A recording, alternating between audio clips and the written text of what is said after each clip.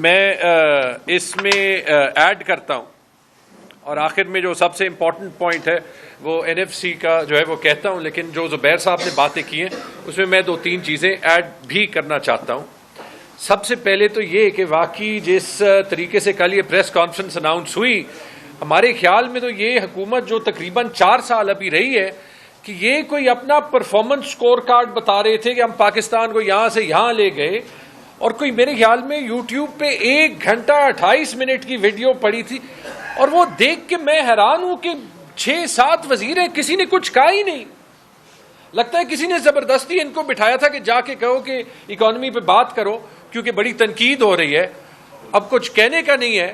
ان سب نے جو ہے وہ ایک نے 10-10 15-15 منٹ کی سلائیڈز دکھائی ہیں، ایک کے پاس بھی کچھ کہنے کا کچھ نہیں تھا۔ جیسے زبیر صاحب نے کہا، نہ غربت کی بات، نہ مہنگائی کا کوئی توڑ لانے کی بات، نہ بے روزگاری کی بات، سب اپنے سوٹ اور ٹائی پہن چکے ہیں کیونکہ ان کو تو فرق پڑتا نہیں ہے۔ FBR چیئرمین صاحب نے بات کی کہ پتہ نہیں کیا ٹیکس ریفارمز آ گئے۔ ٹیکس ریفارمز تو ہمیں پتہ ہے کہ کیا آئے ہیں، کیونکہ ٹیکس دینے کے بعد آنسو جو ہے وہ نکلتے ہیں۔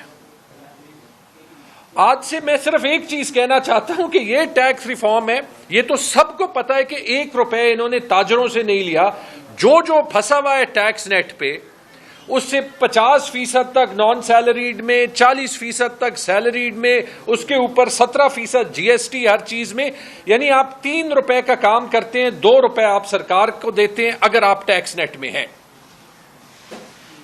کس لیے؟ میں تو اپنی ذاتی اس میں آپ کو یہ کہہ سکتا ہوں کہ شاید وہ آپ میرا ٹیکس ریٹرن دیکھ لیں کہ شاید اگر وہ میرے خیال میں کوئی کروڑوں میں آتا ہے ابھی، تو وہ اس لیے میں دے رہا ہوں کہ میرا الیکشن میرے سے حکومت چوری کر لے، کہ میرے گھر کی مجھے سیکیورٹی رکھنی پڑے، تاکہ جو ہے جو وردی والے اور بغیر وردی والے لوگ ہیں وہ میرے گھر میں اندر ایسے ہی نہ گھسے، کہ ہیلتھ کا خرچہ خود کرنا ہو، کہ ایجوکیشن کا خرچہ خود کرنا ہو، اور جب مرضی حکومت نے ECL پہ ڈال دینا ہے۔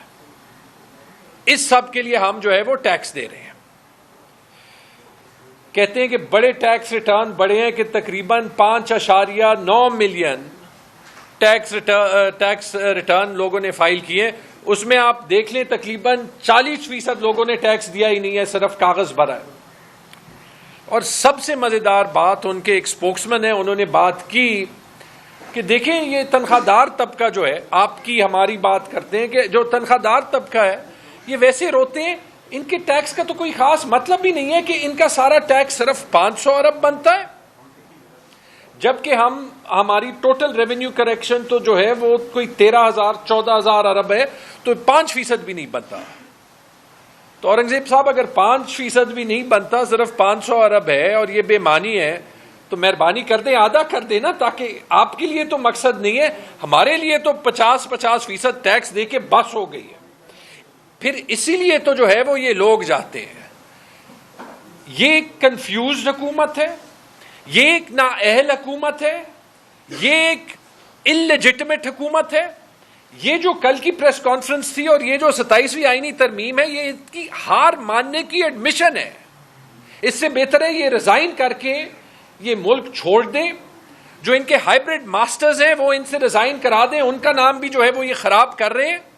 یہ ملک ان سے ٹھیک نہیں ہونا، اور نہ یہ ترامیم پہ ترامیم کر کے آئین کا بیڑا غرق کر کے جو ہے وہ یہ لوگوں کی تنقید ختم ہونی ہے۔ یہ جو میں کنفیوز ہونے کی بات کر رہا ہوں، اتنا انہوں نے ریفارم کر لیا کہ 4 سال بعد انہوں نے 8 کمیٹیاں اور بنا دی، اور جو کمیٹی ٹیکس کو دیکھ رہی ہے وہ کہہ رہی ہے کہ ٹیکس کم کرو، کہ انکم ٹیکس زیادہ ہے، کمپنیوں پہ سپر ٹیکس زیادہ ہے، GST زیادہ ہے، ڈیویڈنڈ پہ جو ہے وہ ٹیکس زیادہ ہے، یہ سارا کم کرو ورنہ انویسٹمنٹ ساری جاری ہے۔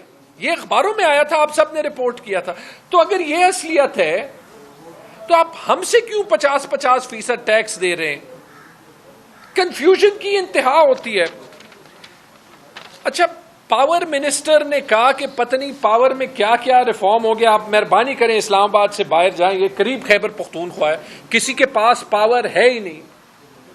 وہ کہتے ہیں کہ پرائیویٹائزیشن ہم کرنی ہے۔ آپ مجھے بتا دیں، ایک سوال ہے پیسکو وفاقی ادارہ ہے, 100 ارب روپے سے زیادہ وہ جو ہے وہ خسارہ ہوتا ہے اس کا ہر سال. آپ اس کی کیا پرائیویٹائزیشن کریں گے؟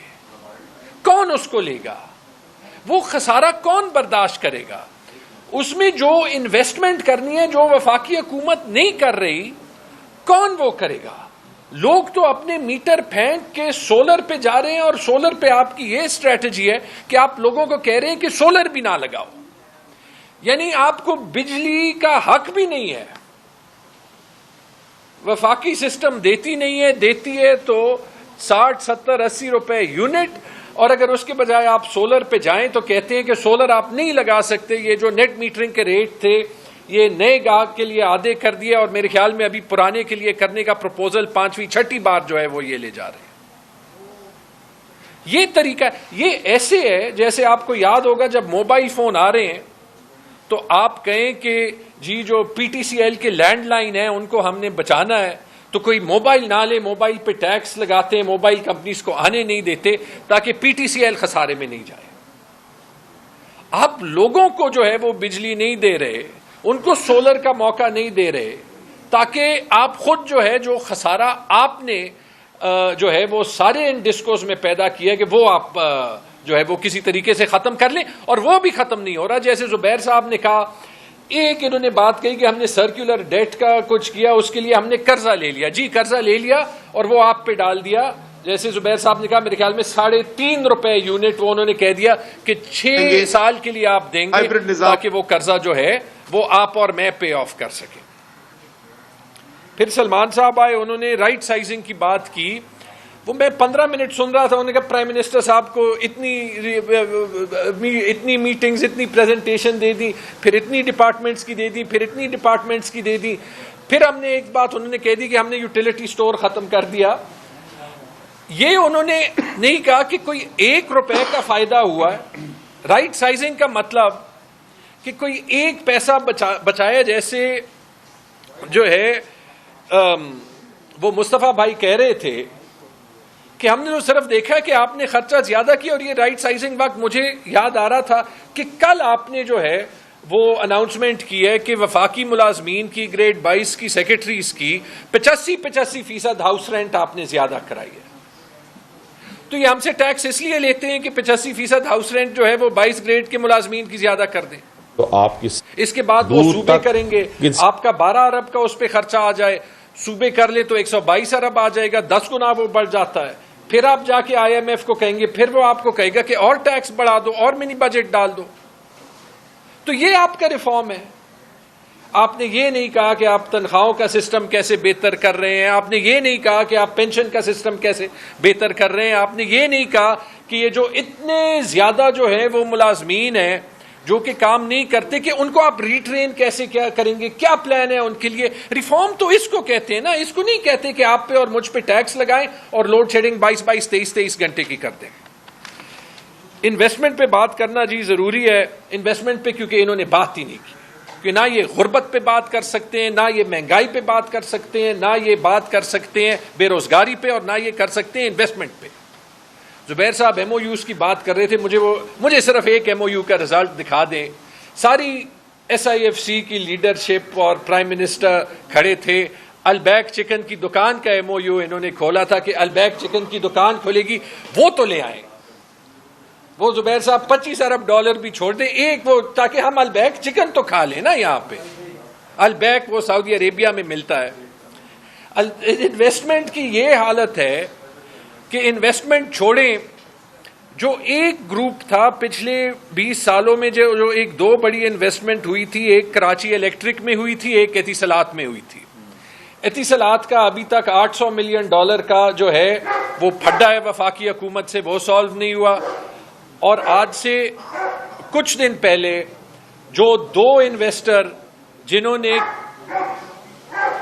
نے کراچی الیکٹرک میں انویسٹمنٹ کی تھی, انہوں نے نوٹس بھیجا ہے وفاقی حکومت کو کہ ہمارا آپ پہ $2 ارب کا دعویٰ ہے.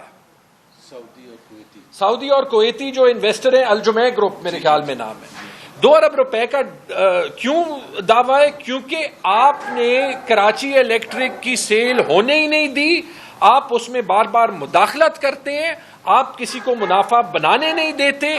تو یہ ہے انویسٹمنٹ کا حال. کہاں ہے SIFC اور کیا انہوں نے کیا ہے اس کے لیے؟ فورن انویسٹمنٹ چھوڑے. گل احمد نے اپنی اپیرل بزنس کو جو ہے وہ بند کر دیا. مینوفیکچرنگ کا یہ حال ہے کہ امریلی سٹیلز نے جو ہے اور اس ٹائپ کی کتنی کمپنیز نے اپنے 6 مہینوں کے لیے اور ڈکلیئر کر دیا ہے کہ ہم کوئی آپریشنز نہیں چلا رہے. خیبر پختونخوا کی بات کر لیں تو آپ کی ان پالیسیز کی وجہ سے ہر کوئی اپنی انڈسٹریز وہاں پہ جو ہے وہ چھوڑ رہا ہے. میں آگے آتا ہوں جی. ہر چیز کے اثرات جو ہے وہ پڑتے ہیں, اور حالت یہ ہے کہ آپ بجلی کو ٹھیک کر رہے ہیں, آپ کی ایکچولی بجلی کی پیداوار, اس کی کنزمپشن کم ہوئی ہے اور انڈسٹری میں کم ہوئی ہے, اور ایگریکلچر تو آپ نے اتنا تباہ کر دیا ہے کہ 34% بجلی کی یوٹیلائزیشن کم ہوئی ہے. یعنی 3 میں صرف 2 یونٹس ابھی استعمال ہوتے ہیں. تو آپ مجھے بتا دیں کہ یہ کون سا ریفارم آپ نے اس اکانومی میں کیا ہے, اور اگر یہ آپ کا سکور کارڈ ہے تو آپ کو کیا حق پڑتا ہے کہ کسی اور کے مینڈیٹ پہ آپ اس حکومت میں بھی رہیں اور آپ ملک کا آئینی ڈھانچہ بھی جو ہے وہ تبدیل کر دیں. آخری بات NFC پہ آتے ہوئے, کیونکہ یہ شاید سب سے ضروری بات ہے, کیونکہ یہ 18ویں ترمیم کو واپس کرنے کی بات ہوئی, 27ویں ترمیم کی بات ہوئی.